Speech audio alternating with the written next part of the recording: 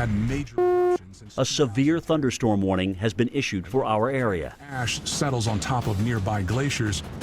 It attracts an unwelcome guest, sunlight. So this is the ash from the 2010 eruptions. The blackness absorbs more heat than the white material, so the sunlight doesn't get kicked back out into it, so it actually makes things warmer over time.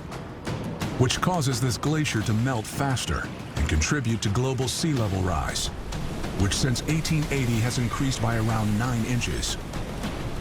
But if a ticking time bomb at the bottom of the Earth goes off, that could literally be a drop in the ocean.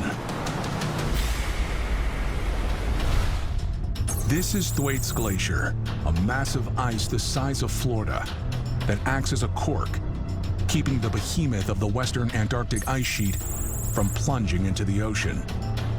If that happens, sea level rise will be catastrophic, which is why Thwaites has been nicknamed the Doomsday Glacier.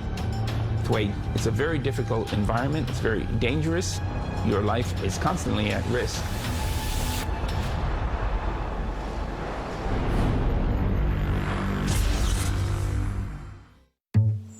I love the sun's busiest time of the year.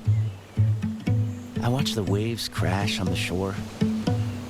And even if a summer shower begins, sometime soon the sun will be back. This time with a colorful surprise.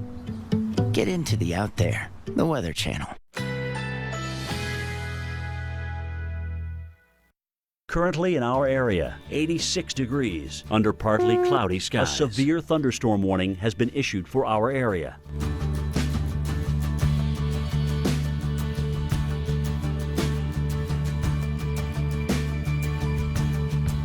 Tonight, late night thunderstorms, low 73. Chance of rain, 90%.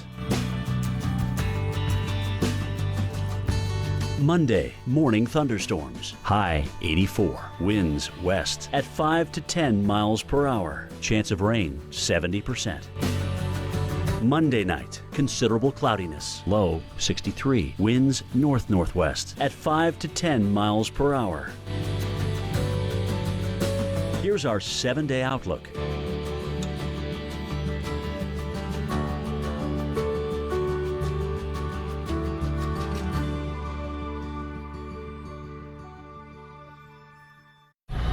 Use only your